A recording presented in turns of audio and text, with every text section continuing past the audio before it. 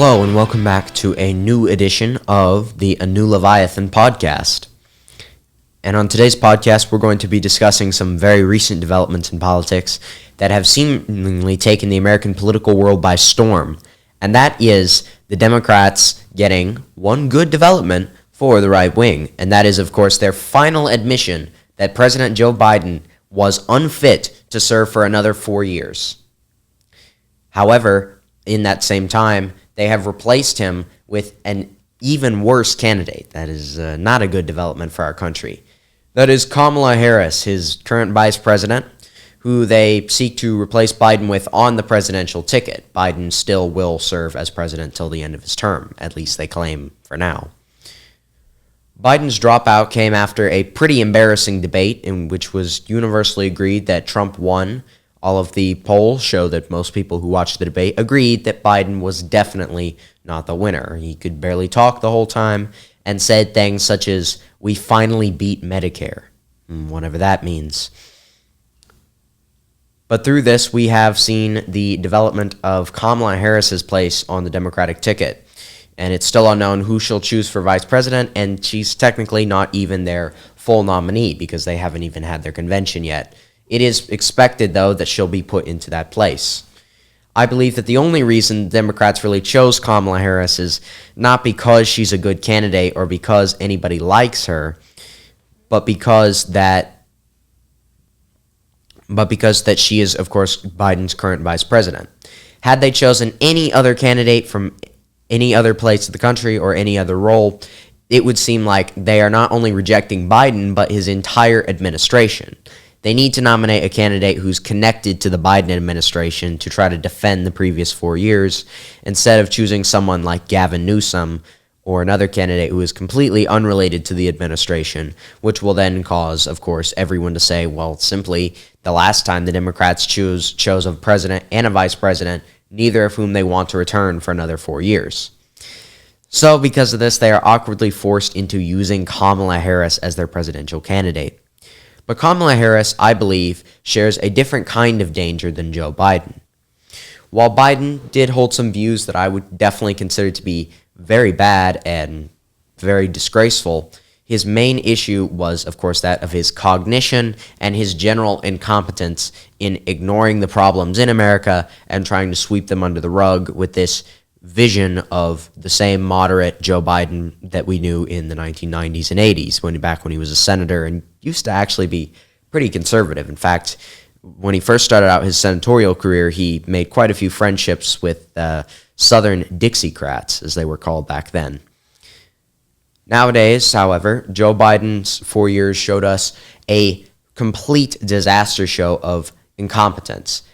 Train wreck after train wreck, whether it came from his disastrous Afghanistan pullout, in which he blatantly disregarded all of the agreements that Trump had put in place to safely remove American soldiers and civilians from Afghanistan, which resulted in the Taliban invading and creating a huge mess that led to the death of thousands. Whether it's his general incompetence over the border crisis, in which it simply continues to get worse and worse and worse, and which he has simply just tried to shuffle under the rug at his press conferences half the time. Hunter Biden, who was later indeed proven to be a criminal, he simply walked away and refused to answer the questions.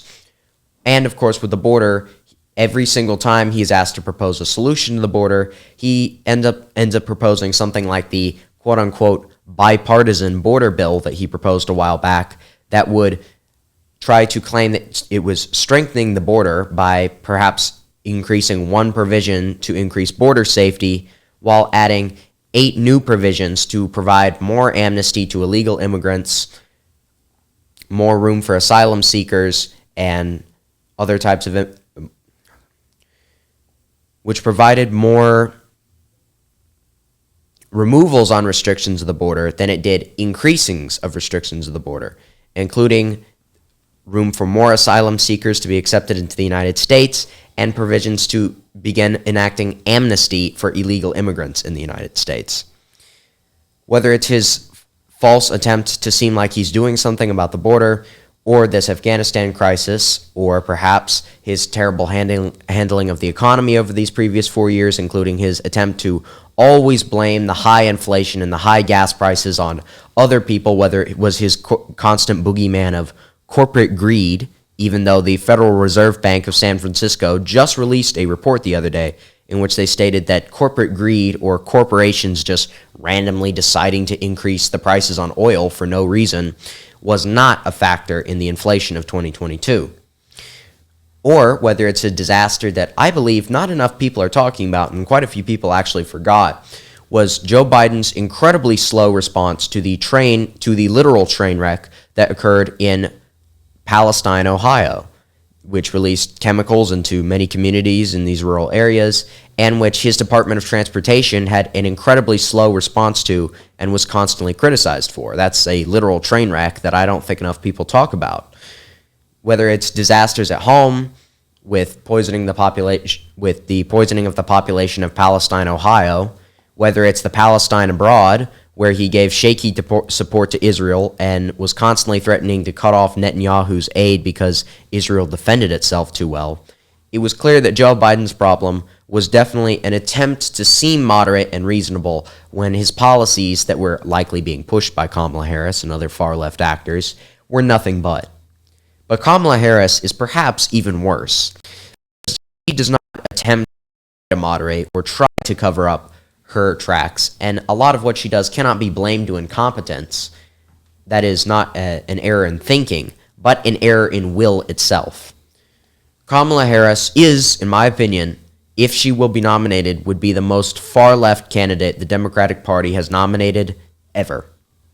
Without a doubt, her proposals are insane. She has said ridiculous things for her if it was enacted. Kamala Harris has done many things during her time in politics,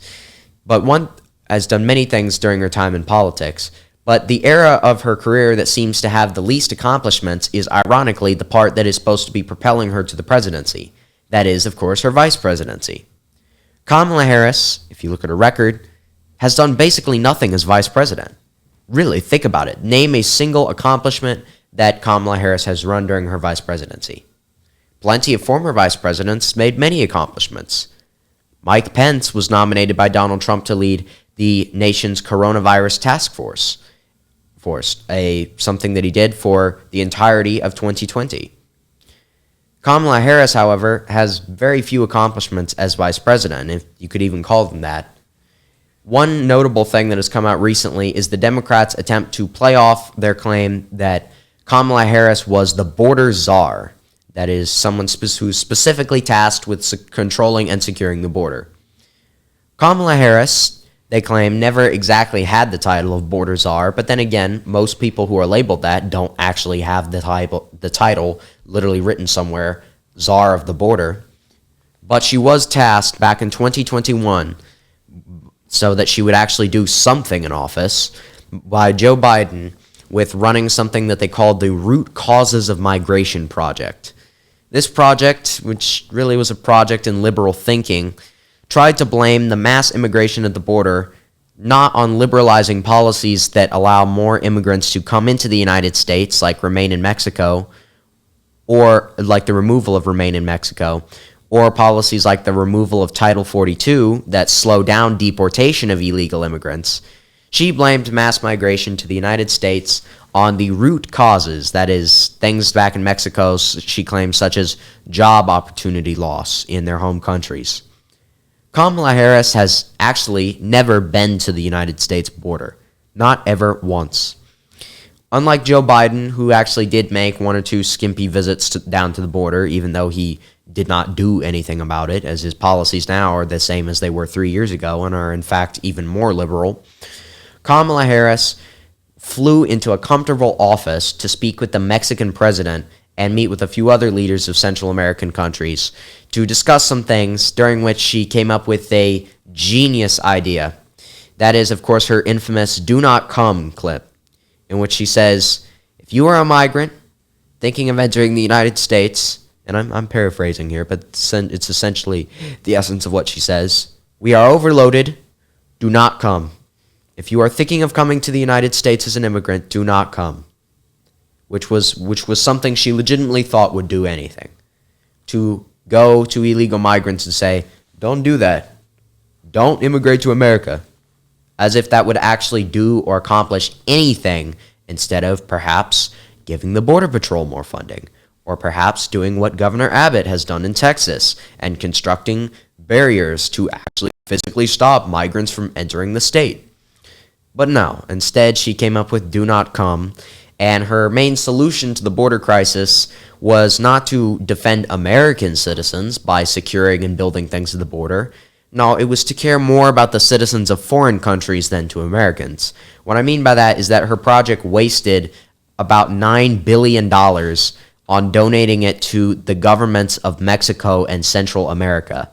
She claimed this would somehow create job opportunities in these countries, which would stop people from immigrating to America, which is simply untrue. If you make the economy of Central America marginally better, that has no impact on the immigration to the United States, because if the border is left wide open, people are still going to want to come into America.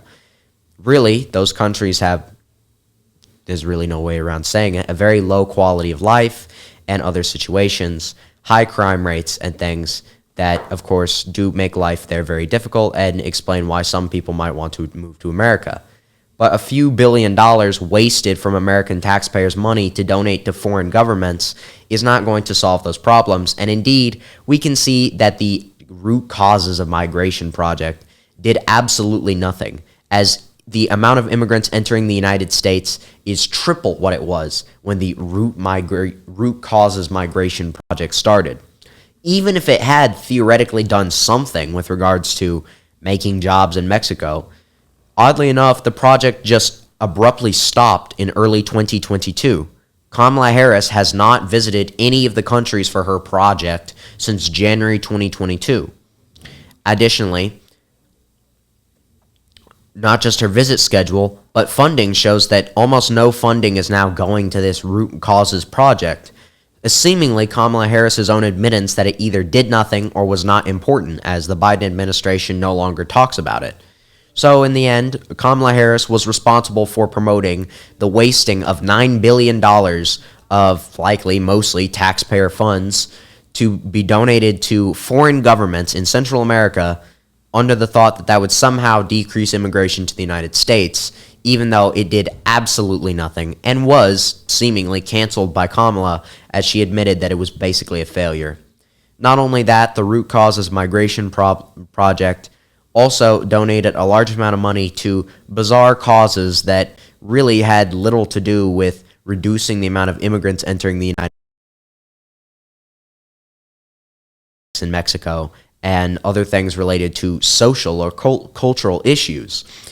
But truly, even if one could say, well, maybe that could be a good thing for women's equality in these countries, which sometimes is lacking, it is simply a waste of money to focus on that instead of actually doing something at the border related to border security. It is a very leftist and very far left attempt to blame immigration not on incredibly weak policies, but on how bad things are for the immigrants. It's simply a ridiculous idea.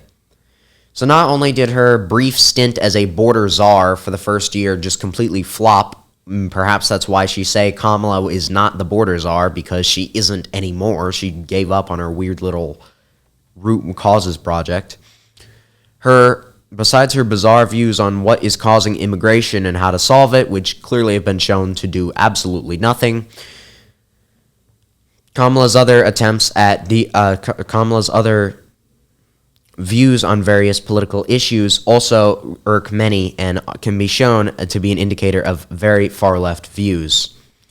Whether it's her very far-left views on issues like abortion, where she's had multiple bizarre events where, to truly relate to the average American woman, she meets with famous leftist celebrities and gets up on a stage talking about abortion. In fact, she did a program I saw the other day. I don't even know what actress it was, because I don't follow Hollywood that very well, because it is pretty liberal.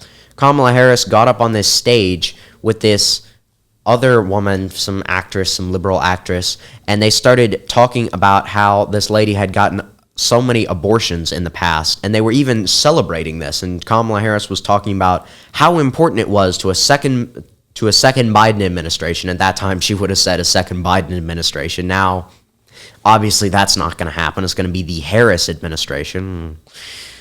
About how under a second Biden administration, they would, without a doubt, make sure to keep abortion as legal and as liberal as possible.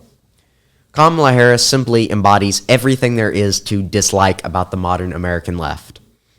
Whether it's her ridiculous far-left views, the fact that she doesn't seemingly do anything as vice president and has time to get up on stages with famous actresses and actors and talk about how much they love liberal Hollywood culture, her other views on various issues are disturbing.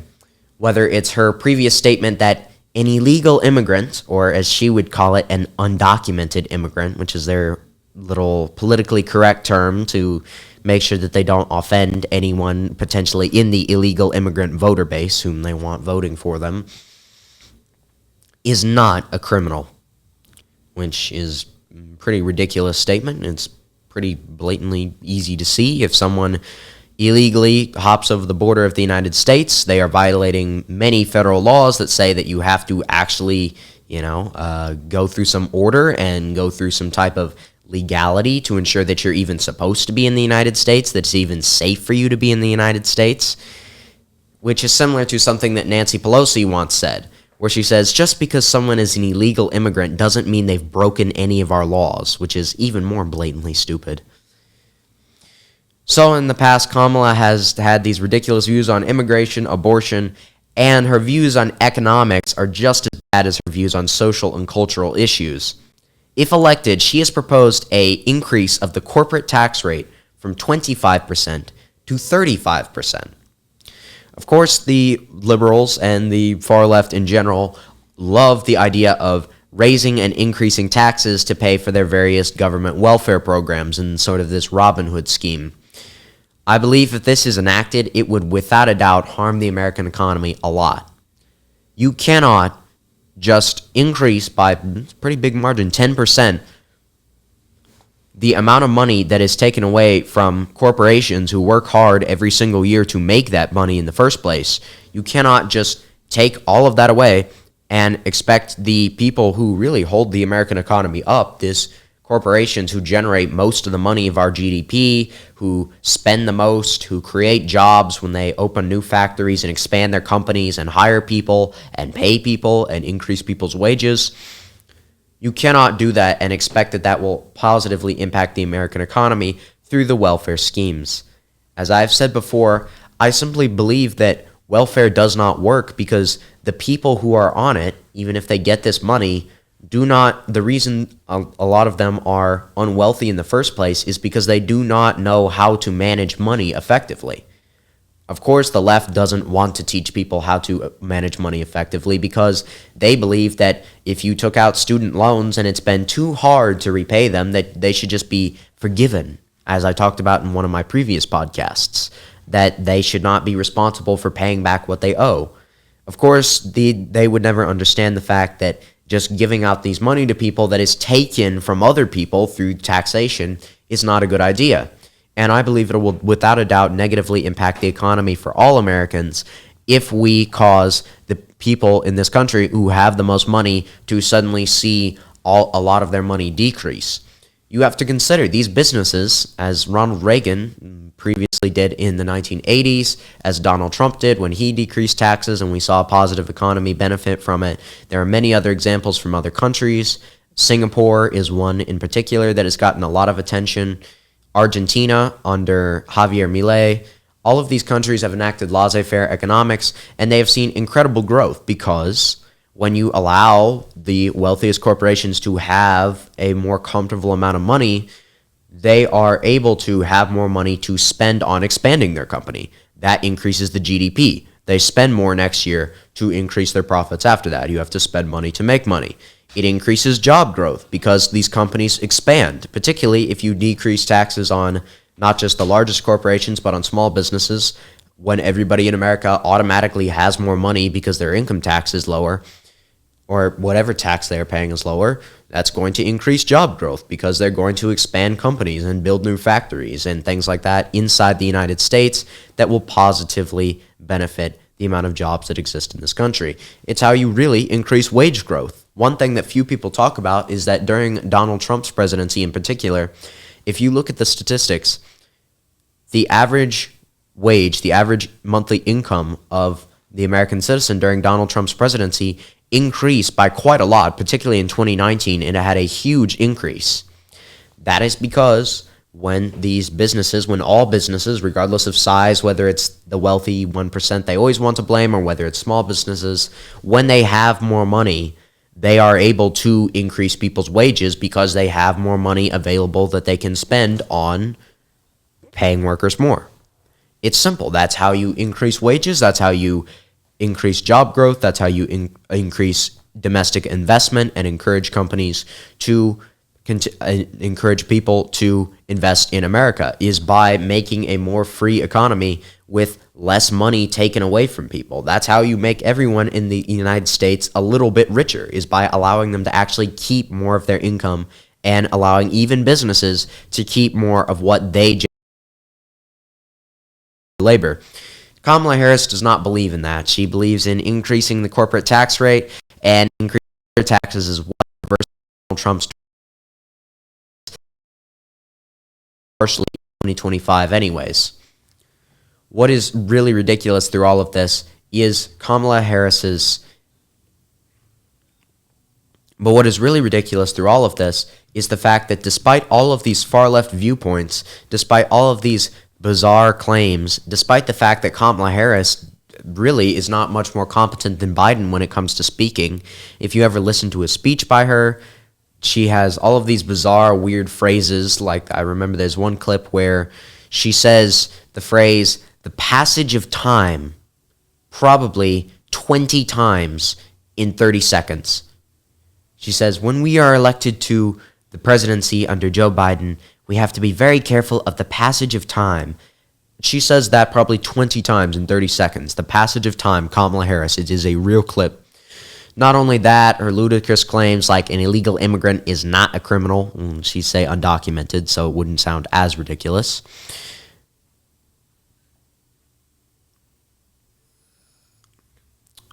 Or whether it's her recent bizarre speech that I saw where she has her common phrase that's supposed to inspire the youth of America, and she says in a very weird and sort of slurred voice almost,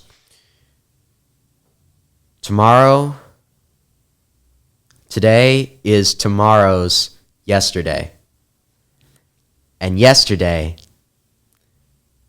is tomorrow's today, or something to that variety. I can barely even remember what it was because it's just this garbled mess of tomorrow is today's yesterday and yesterday's is tomorrow's today. It's just a mix of those three phrases tossed back and forth. And then she finally says something at the end like that seems like it would have come off of some sort of inspirational poster that you would find in your office or something, where she just comes up with this: so live today like it was tomorrow's yesterday. It's ridiculous. It is absolutely incompetent what she was trying to say. She says very weird things. She has a very awkward way of speaking that clearly is not appealing to the masses, and she does not have the sheer energy that Donald Trump has when he speaks. Both of the people on the Republican ticket, J.D. Vance is an eloquent and normal speaker who, in my opinion, can write very good speeches and seems to sound reasonable and likable every time he speaks. And Donald Trump, who is a bit unusual sometimes, but has an exuberant energy that people like, compared to Kamala Harris and her slurred voice and talking about yesterday is tomorrow's today while she's debating abortion with some leftist celebrity from Hollywood, all culminates in the main tragedy, I think, that people do not realize. That is the fact that, surprisingly, at least compared to Joe Biden, Kamala Harris is technically rising in polls. Now, what that means is that she herself has not actually risen, but the Democrats' candidacy, the Democrats' party's chances of getting votes, their vote share in polls has increased when they swapped the candidate from Joe Biden to Kamala Harris against Donald Trump. I believe that is a horrible tragedy, but I do believe that it is something that can definitely be reversed eventually with good campaigning and with the debates coming up.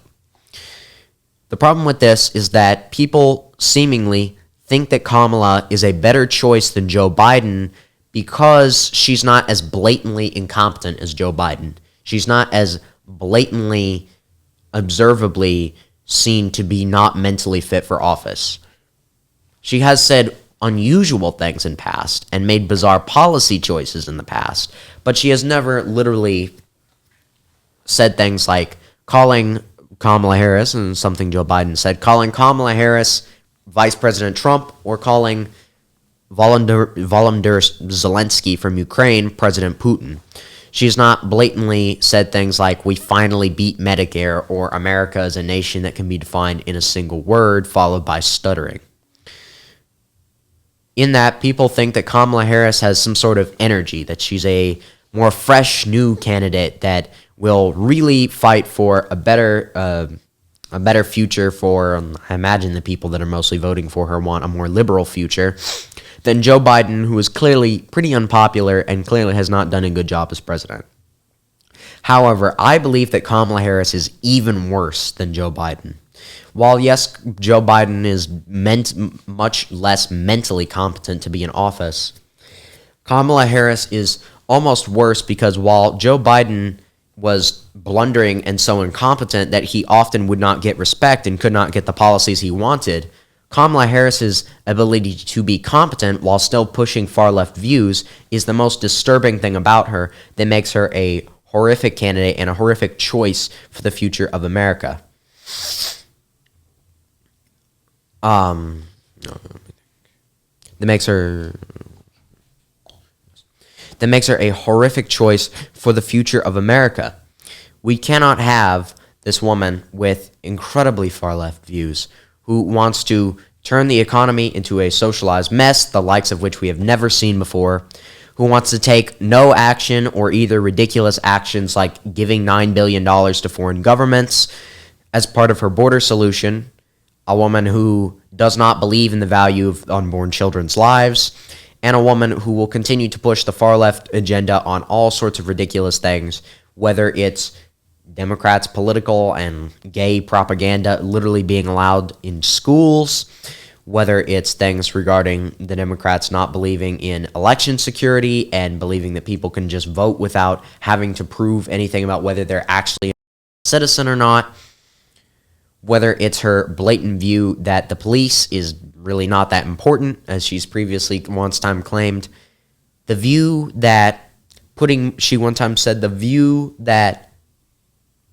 putting more policemen on the streets will increase safety is just wrong, which shows she's clearly in favor and in bed with the far-left defund the police movement. As we saw in 2020, she was a huge supporter of that with things like the George Floyd riots, and her support of this ridiculous policy that will really make us all less safe. So not only does she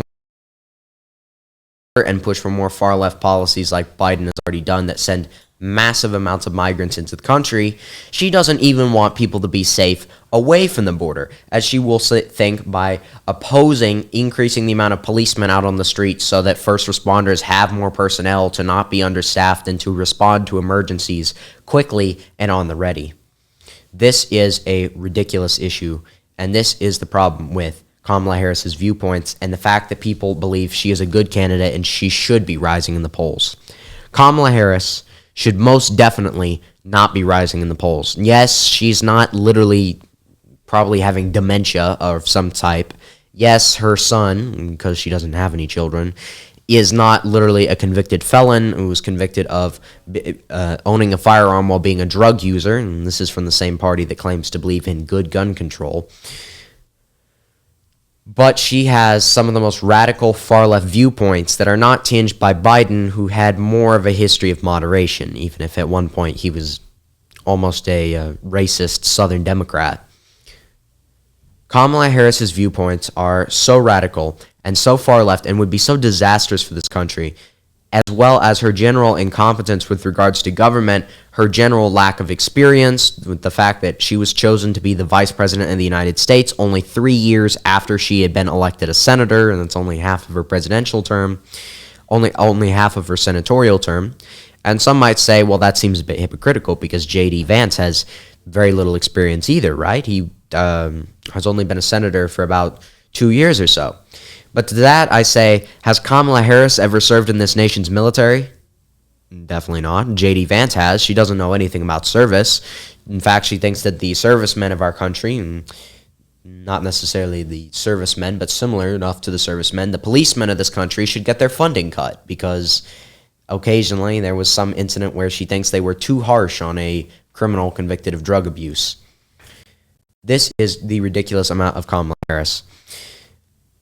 Because not only is she, in my opinion, inexperienced, even compared to J.D. Vance, who some might say is inexperienced, but again has given far more to his country in the way of military service and his business acumen than Kamala Harris ever has, and her disastrous leadership of San Francisco as their weak and liberal DA, who let hundreds of people off on ridiculous programs through something she called the Mercy Project, which was a fund to let violent people out of jail because they improved. But she also has shown that she is inexperienced in that even when she was supposed to have experience in government through her vice presidency or whatnot, she did nothing. She did nothing with those years when she should have been gaining experience. She has no real accomplishments as vice president. Her only accomplishment is something that it was an utterly ridiculous project that wasted huge amounts of money, did nothing, and gave us the ridiculous "do not come" soundbite. As senator of California, she hardly did anything. She was only in there for 3 years, and most of the bills she proposed were far-left nonsense, including being a proponent of the radical Green New Deal, which would have wasted billions of dollars of taxpayer money for some ridiculous environmentalist view based on an extreme viewpoint of global warming as some type of apocalyptic event that's going to destroy us all in 3 years, which again is something Greta Thunberg once tweeted and then deleted when 5 years came and the Earth was pretty much the same. And her support of far-left ideas, all of these things like abortion, the LGBT, all of this. We do not want a candidate who simply has these far-left views and who, if elected, will spend her time pushing these far-left views, constantly giving ridiculous rhetoric and hardly doing anything, as she has shown in her past. This episode is without a doubt a warning cry and a call to everyone to make sure to not sleep on Kamala Harris and to not let the Trump campaign give up easy. They had a very good run so far. They've had an excellent run with the sympathy for Trump after his assassination, the success and political gain that got with Trump raising his fist in the air and fighting back, with the immense political success that came from whatever happened to Joe Biden in the debate. They cannot sleep now, and they cannot give up against this Kamala Harris. They must convince the American people that just because she's younger and she's not literally falling down on the Air Force One stairs, that she would make a good president for the future of America. Because someone who has the views of Kamala Harris should never be allowed near office, in my opinion. It is a radical, it is a far left, and it is a dangerous viewpoint that will bring harm to our communities through increased crime, harm to our policemen, harm at our border to the people at our border who will have to suffer through this crime, harm to everyone in this country who wants to start a business through the increased money taken away from them through more government socialism. It will cause immense harm to the children of this country, both the unborn ones through her sympathyless promotion of constant abortion, or whether it will be harm to the children of this country through the removal of parental rights and the forceful imposition of far-left brainwashing on youth through things like the LGBT agenda being promoted in taxpayer-funded public schools. All of these are things that Kamala Harris has weak stances on and are usually in favor of. And these are things we cannot allow to take over America. Kamala Harris is not just a continuation of the disaster of Joe Biden's 4 years in office, but she is a not incompetent, but purposefully driven far-left candidate They said in 2021, there's a soundbite where the Democratic Party one time stated that Biden is the road to the future. And now everyone is looking at that and saying, the road to the future. Perhaps they knew all along. In fact, people were suspicious back in 2020 that Kamala Harris might be running for president in 2024.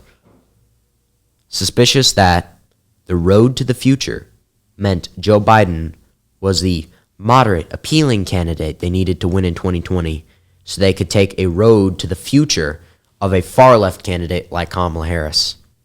Hopefully, we can realize that America will see the insanity of far-left politics and will band together to defend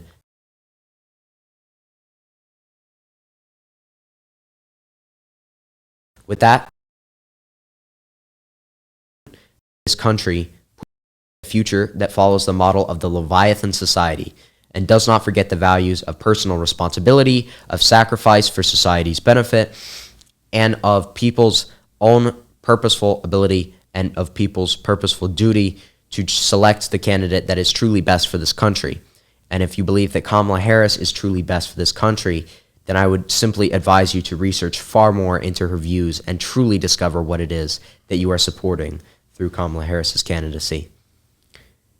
And with that, I'd like to culminate this episode of A New Leviathan podcast by stating that, in my opinion, I believe that regardless of whichever candidate you like best, the only really major candidate who I believe has a solid platform that can defend America against these things is Donald Trump, even with his own personal issues.